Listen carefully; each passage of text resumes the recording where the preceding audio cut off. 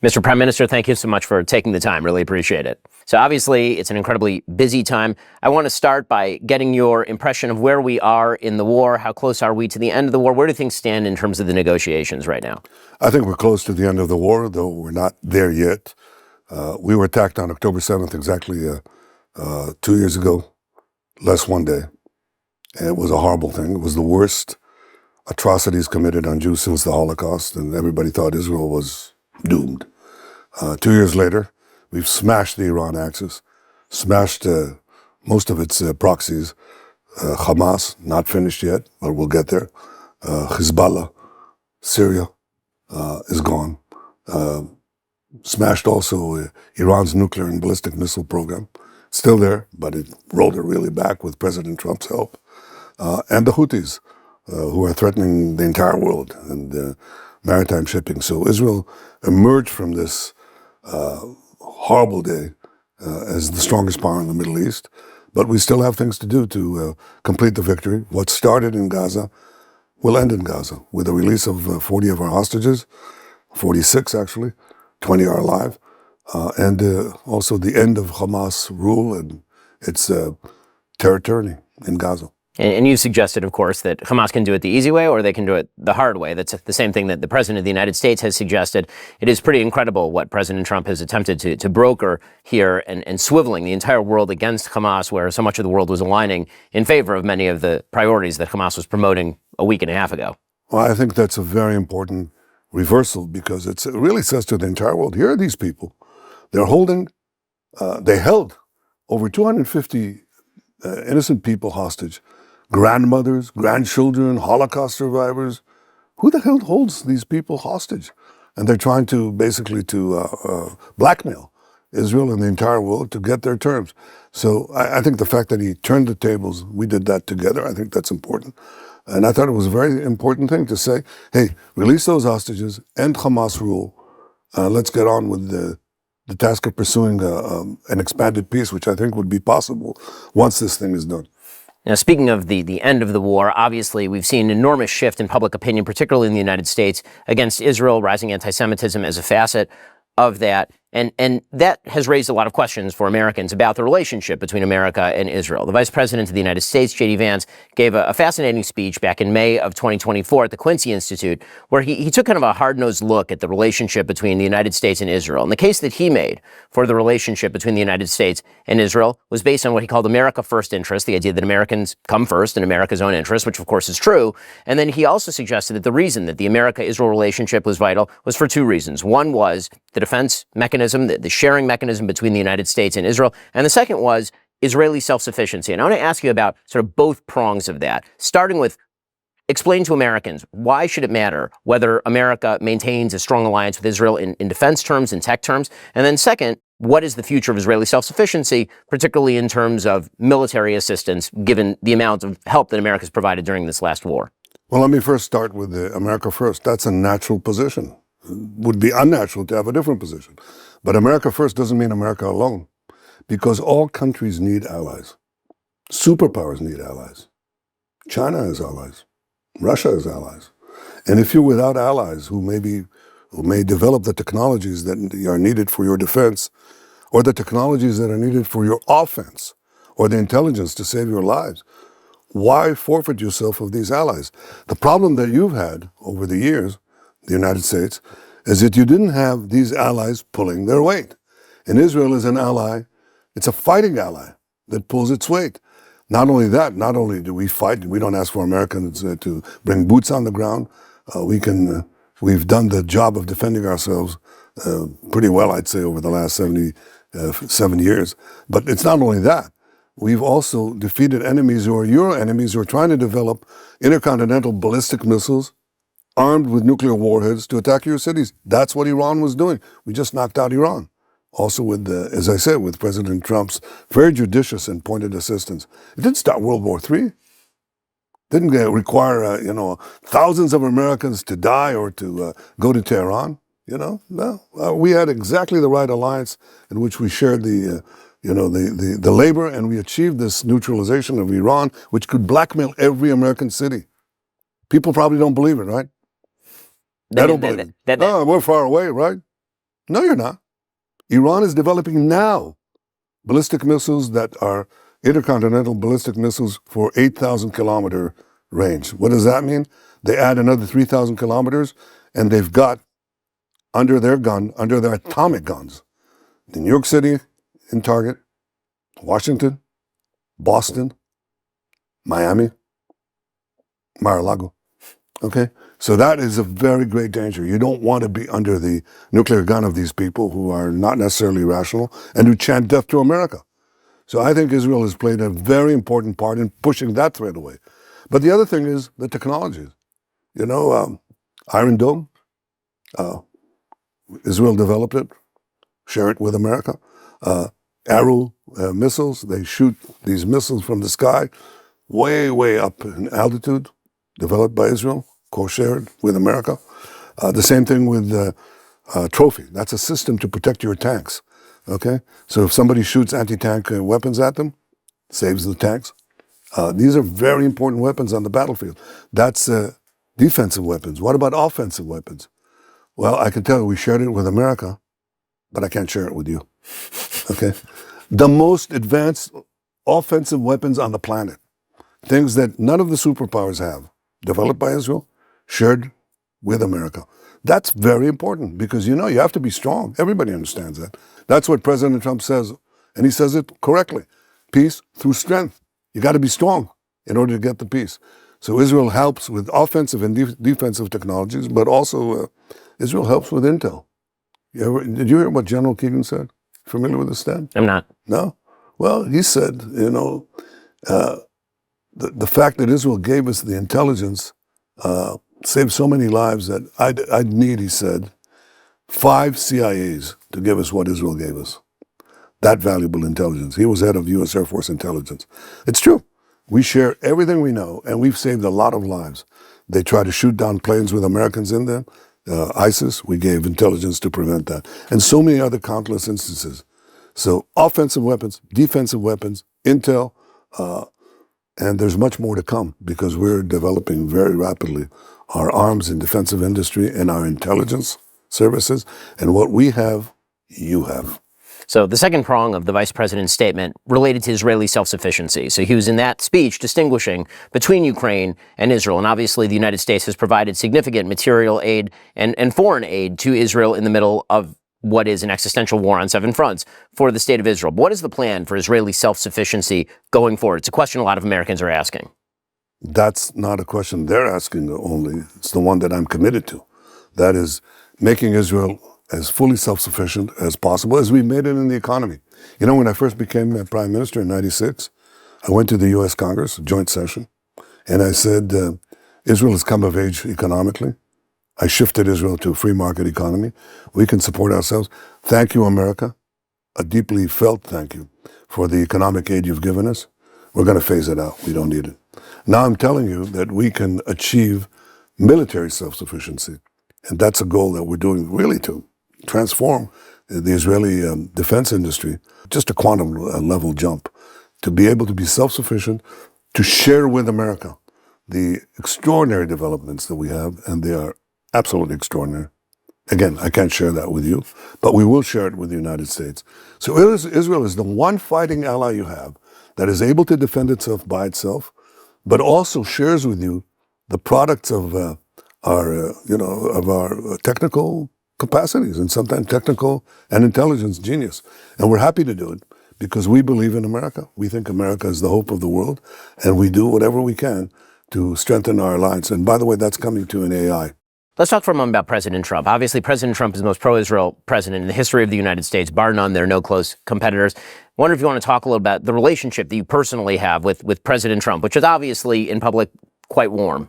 Well, it's in private quite warm. Doesn't mean that we agree on everything or at any one time we agree on every point. That's what we have a conversation for.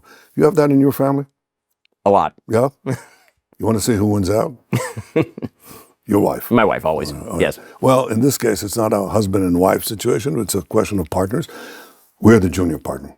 I mean, we have nobody should mistake that because right now the liberty of the world, the security of the world is dependent on the strength of the United States. And I think what President Trump has done in a very short time is bring America back. to the front seat, to the driver's seat in world affairs. And that's very, very important because I think we all depend on America's strength, on its resolve. And I think President Trump has made America great again. I really believe that. So, Mr. Prime Minister, one of the things that you've talked about at length is the rising anti-Semitism around the world. Obviously, we've seen a huge wave of it in Europe, culminating in terror assaults and killings in places ranging from Paris to London, all over the continent. You've seen an uptick in the United States, resulting in the murder of 2 Israeli embassy staffers, among others, in the United States. A lot of people in the media, particularly the legacy media, are trying to attribute that to Israel. Some try to attribute to you as Prime Minister. Well, what do you attribute the rise in anti-Semitism to that we've seen over the course of the past couple of years in the West? It's a cyclical phenomenon of historical waves that come and go. And my father was a great student of history, a great historian, actually told me that this is something that's going to come because he studied it for, he studied a few thousand years of this. So it keeps coming and going. And of course, people's sense of history in this current discourse goes back to breakfast, so they don't know. They should even look back at breakfast. You know when breakfast was? October 7th, right? That's 2 years ago, before we had this war. Okay. What happened on that day? You had massive crowds in the capitals of the West, including in the United States, in the cities of the United States, supporting Hamas, supporting these rapists, these murderers, these beheaders of men and burners of babies. And they were shouting for Hamas. Remember that?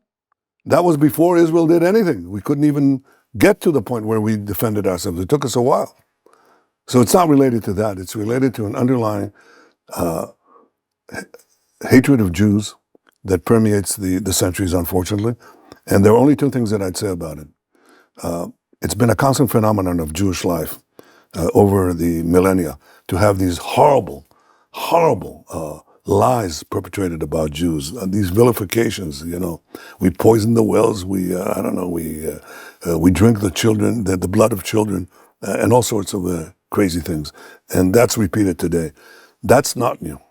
And every time we had it in history, these vilifications were just preceded and were followed by horrible massacres and pogroms, culminating in the worst pogrom of them all, the Holocaust, in which 6 million Jews were basically burnt alive.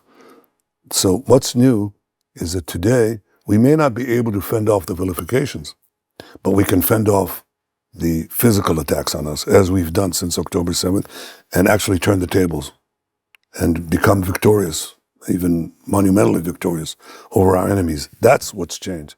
But to the Jews in America, to the Jews around the world, I say, and I say this forcefully, stand up.